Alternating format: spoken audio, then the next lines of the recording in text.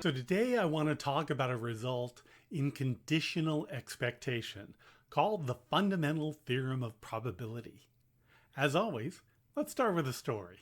The fighter quickly sized up the approaching monsters.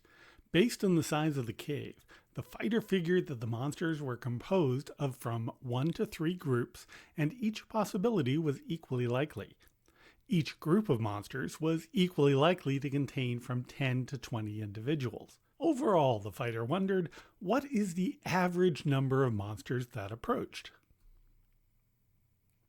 In order to solve the fighter's problem, it is necessary to understand how conditional expectation works. Recall that for conditional probability, the goal was to find the probability that an event S was true, given that it was known that R was true. Expectation can be thought of as an extension of probability, since the probability of S is the mean of the indicator of S. So naturally, conditional expectation is a bit more complicated than conditional probability. The idea is as follows. Consider random variables x and y, which are both integrable. Then, knowing nothing about y, x has a particular average. But if the value of y is known instead of being random, it might be possible to say more about the average value of x. For instance, in the story, let capital G be the number of groups of monsters.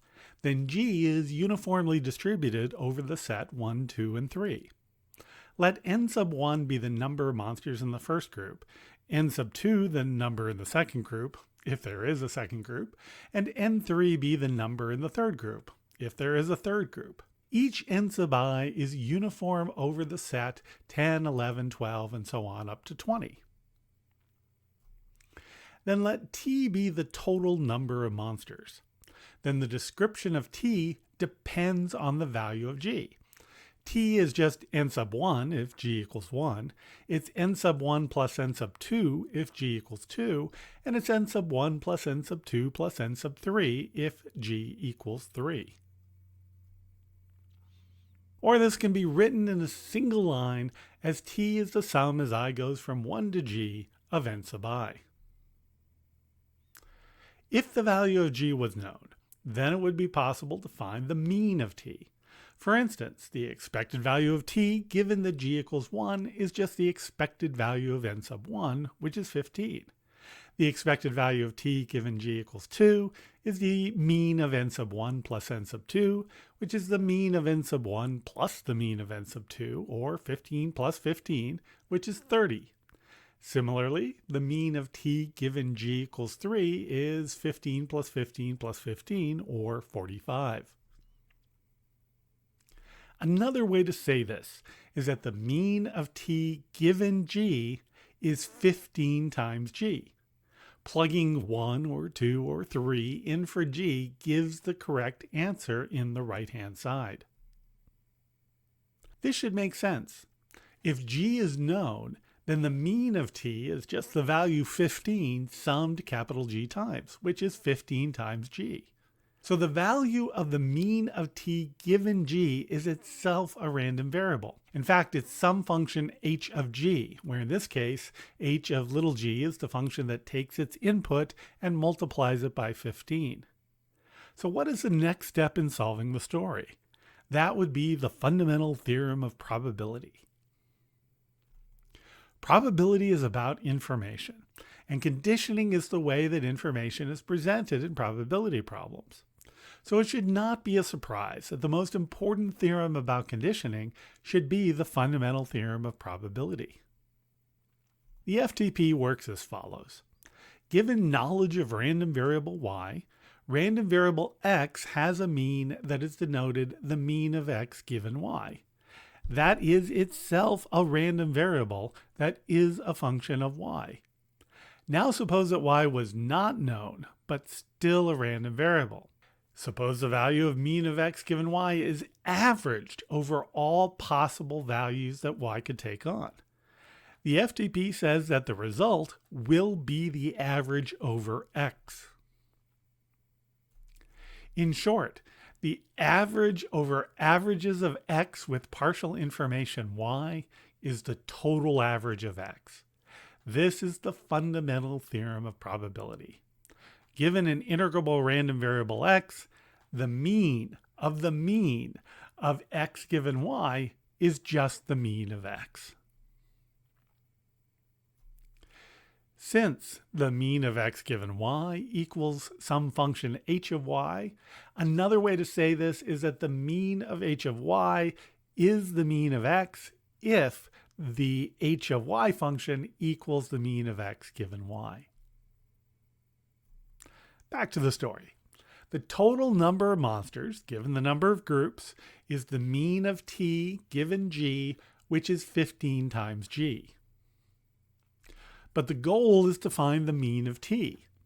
The fundamental theorem of probability says that the conditioning can be undone by taking the mean of both sides of the equation again. So the mean of t given g, which is the mean of 15g, or 15 times the mean of g. Now, since g is uniformly distributed over the set 1, 2, 3, the mean of g is 1 plus 3 quantity over 2, or 2. Hence, the expected value of t is 15 times 2, or 30. This seems reasonable. There are on average 2 groups of monsters, and each group of monsters contains an average of 15 members.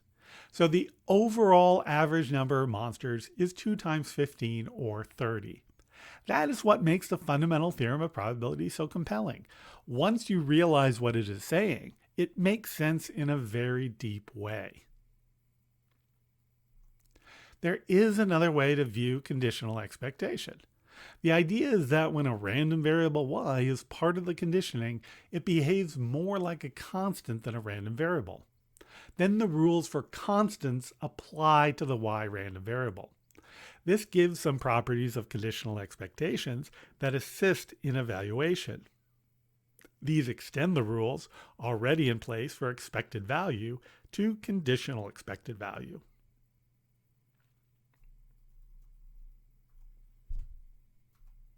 So here are some properties of conditional expectation. Linearity. For a and b constants, x, y, and z random variables, the mean of ax plus by conditioned on z equals a times the mean of x given z plus b times the expectation of y given z. Independence. If x and y are independent random variables, then the expected value of x given y equals just the mean of x. Knowing y doesn't change the random variable x at all. Multiplication. For any deterministic function f, the mean of f of y times x conditioned on y, we can treat the f of y as a constant and say that that's equal to f of y times the mean of x given y. Now, a useful special case of that last result is if f of y just equals y and x equals 1 with probability 1, then the mean of y given y just equals y. For example, suppose that the mean of x given y is 5y squared and the mean of w given y is 3y squared. What is the mean of x minus y plus w given y? Well, by linearity, the answer A can be written as the mean of x given y minus the mean of y given y plus the mean of w given y. Using the values given in the problem, together with the fact that the mean of y given y equals y, gives that the mean of x minus y plus w given y equals 8y squared minus y. In the fundamental theorem of probability, the mean of x equals the mean of x given y. In the right-hand side, there is an inner mean, this mean of x given y, and an outer mean that surrounds it. Now, earlier, the inner mean was evaluated first, and then the outer mean was. For some problems, it helps to evaluate the outer mean first, and then do the inner mean. The price of a tech stock is highly dependent on the larger economy. A particular stock is modeled as follows. When the economy is good, which happens with probability 20%, the stock will grow 30% on average. When the economy is medium, which happens with probability 45%, the stock will grow 10% on average.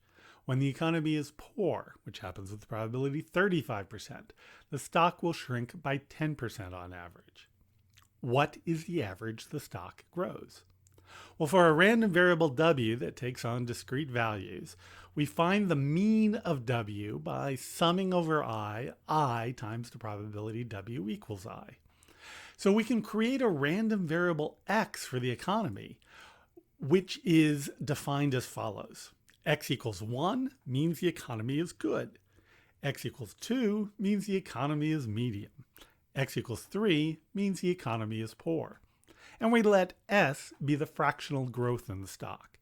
Then the goal is to find the mean of S, which is the mean of S conditioned on X. The key is to see that this mean of S given X takes on three values. The mean of S given X equals 1 is 30%. The mean of S given X equals 2 is 10%. And the mean of S given X equals 3 is negative 10%. So that means that the answer A, the mean of S given X, is the sum as I goes from 1 to 3 of the mean of S given X equals I times the probability X equals I, or 0.3 times 0.2 plus 0.45 times 0.1 plus 0.35 times negative 0.1, which adds up to be 7%. Now, in order to keep straight what is happening in this kind of argument, a graphical form called expectation trees can be used. To find the mean of X given Y, a branch is created for each value that Y can take on. The branch is labeled with the probability that Y takes on that value.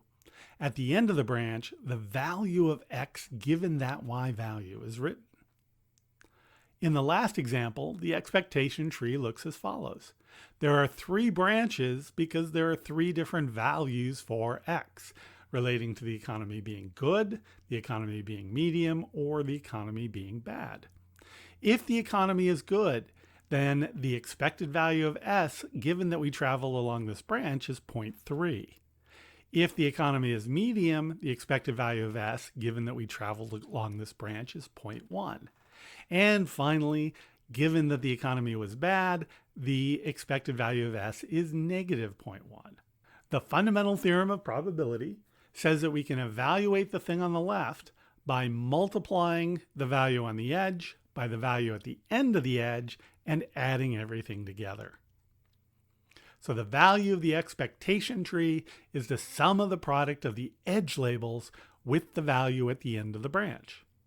In the tree above, this tells us that the mean of S is 0.2 times 0.3 plus 0.5 times 0.1 plus 0.35 times negative 0.1, or 0.07.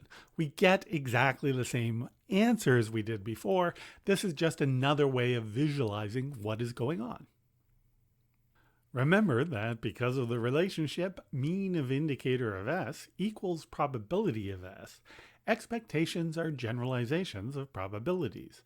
When using an expectation tree to compute probabilities, this is called a probability tree. The algebraic version of this is called the law of total probability. Recall that this says that if S sub 1, S sub 2, etc. are disjoint events such that exactly one must be true, then for any statement R, the probability of R equals the sum as I goes from 1 to infinity of the probability that R is true given that S sub I is true times the probability of S sub I. Why is this true? Well, let capital I be the index such that S sub capital I is true. Then the probability of R is the expected value of the indicator of R, and that's the expected value of the indicator of R given I. Evaluating the outside mean first gives that the probability of R is the sum as I goes from 1 to infinity of the expected value of the indicator of R, given that big I equals little I, times the probability that big I equals little I. But for big I to equal little I, S sub I must be true. So this is just the sum as I goes from 1 to infinity of the probability of R given S sub I times the probability of S sub I, exactly as desired. Now let's consider the expectation of a geometric random variable. Recall that b sub 1, b sub 2, etc. is a Bernoulli process of rate p if the variables are IID Bernoulli random variables with mean p. For such a process, let g be the smallest value of I such that b sub I equals 1. Then g is a geometric random variable, and we write g has the geometric distribution with parameter p. The fundamental theorem of probability can be used to find the mean of a geometric random variable. The mean of a geometric random variable with parameter p is 1 over p. To prove this, condition on the very first Bernoulli. So the expected value of g is just the mean of g given b sub 1. Expanding that outside expectation gives that equals the mean of g given that b1 equals 1 times the probability that b sub 1 equals 1. The proof works as follows. Condition on the very first Bernoulli b sub n.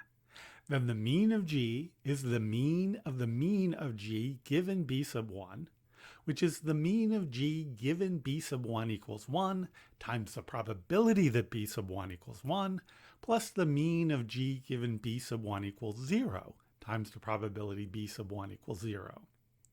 Well, if the first flip is 1, then g equals 1 because g was just counting the number of draws until a 1 appears. If b sub 1 equals 0, then the first flip is wasted, so it is necessary to wait another g steps to get the first one. In other words, the distribution of g, given that b sub 1 equals 0, is the same as 1 plus another geometric. Hence, the mean of g is 1 with probability p, and it's the mean of g plus 1 with probability 1 minus p. Well, now the expected value of g appears on both sides of this equation, and so we can just solve algebraically for the mean of g, which gives that the mean of g is 1 over p.